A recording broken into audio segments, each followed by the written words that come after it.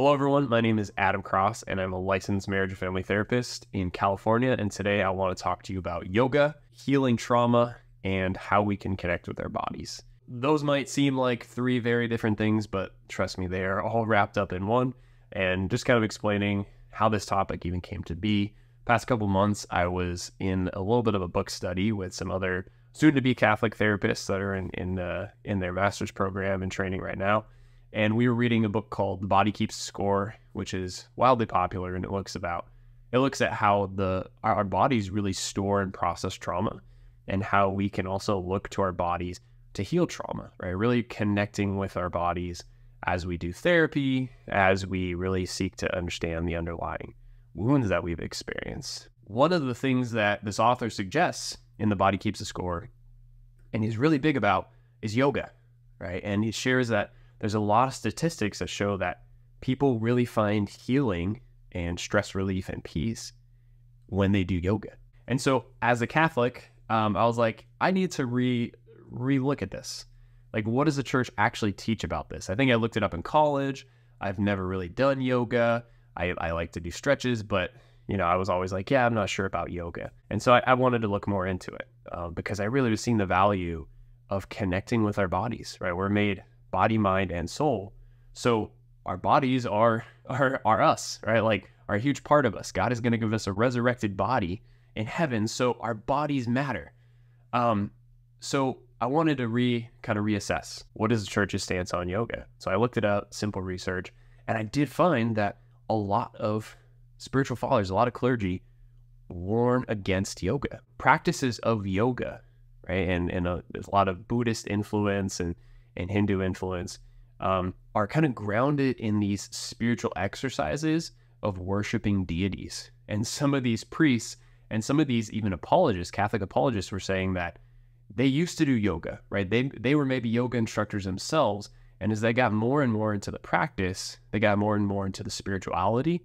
And they found that some of these, practices and the spiritual backgrounds were pretty disturbing, right? Like, there are some gods that are worshipped in yoga, initially, right, at the core of what yoga is, that, are gods that are murderous or, sacrificing children or desiring sacrifices of children, from the people that worship them. And so as people got really into yoga and looked at the spiritual, kind of underpinnings of it, they were like, ooh, this is concerning for Catholics, right?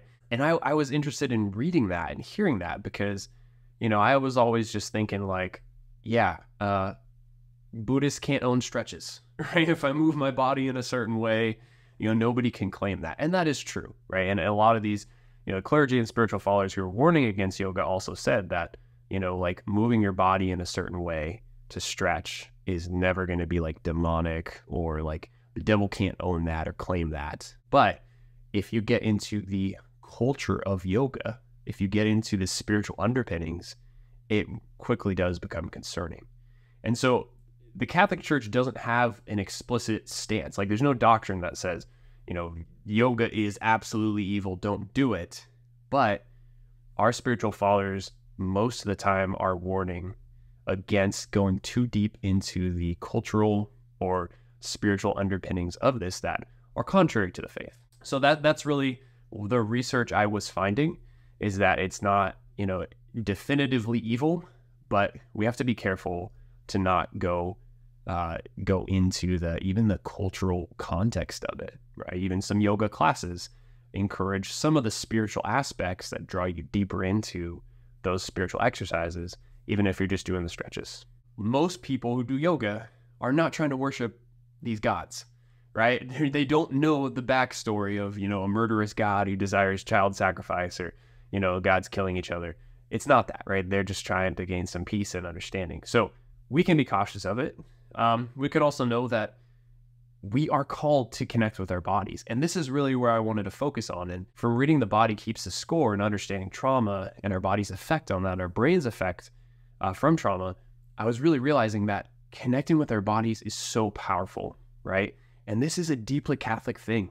You go back to Genesis and we see that God creates Adam, right? From the earth, from clay, right? My name, Adam, means red dirt, okay? Very humble beginnings. I'm red dirt. But God makes us. He makes us physical beings, and he makes us very good.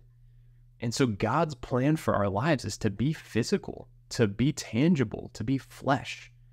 And so part of our healing, any wounds that we have, any brokenness that we have, is to connect with that goodness, to connect with our physical bodies.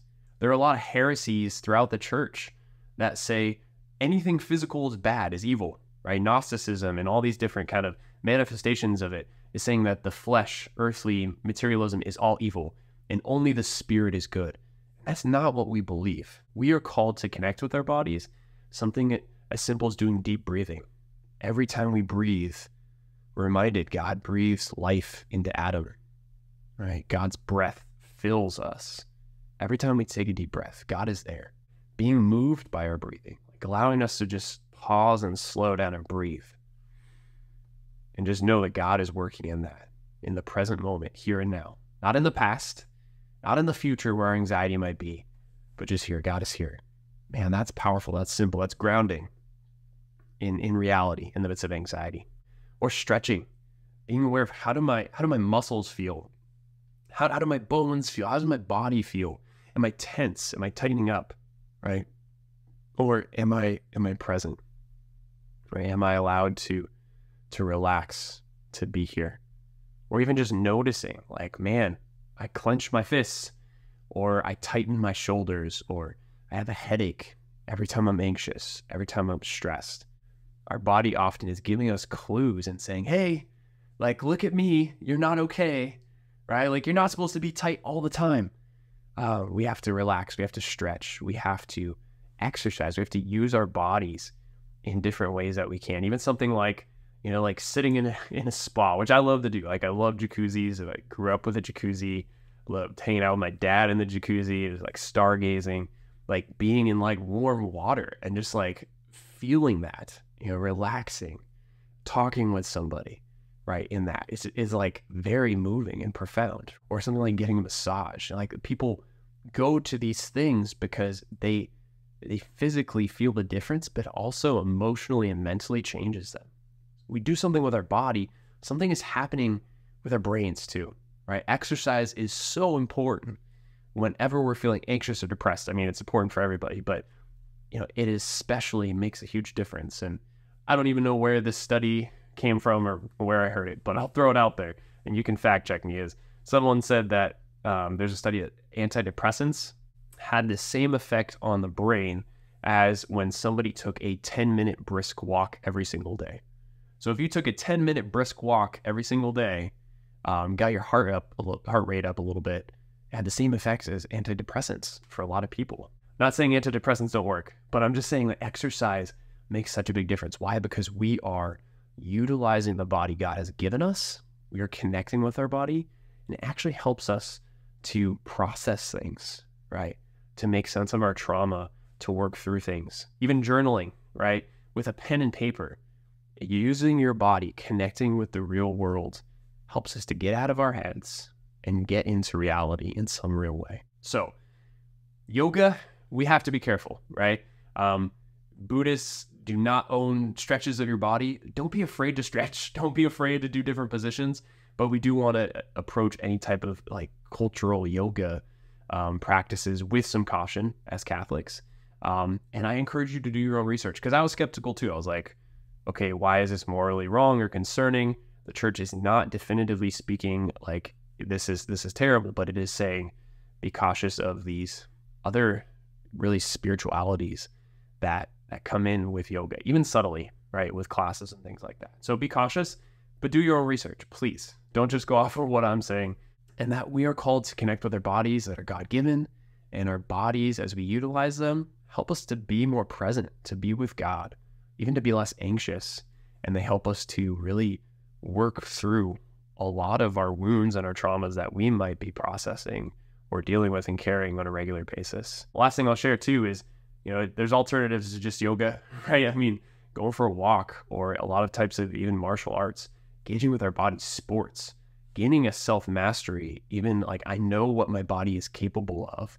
I'm even challenging my body a little bit to grow, to be stretched, right? Sometimes literally, right? as we build new muscles, or, we grow in our flexibility. Again, there's a lot happening in body, mind, and soul, and we can invite God in anything we're doing with our bodies because they are God-given. Some food for thought, right? Our bodies are needed for our healing, and especially for us working through any trauma that we have experienced. I hope this video helps somewhat. If you have any questions, feel free to leave them in the comments section. Give this video a share and a like, and I will see you next time. Thanks, and God bless.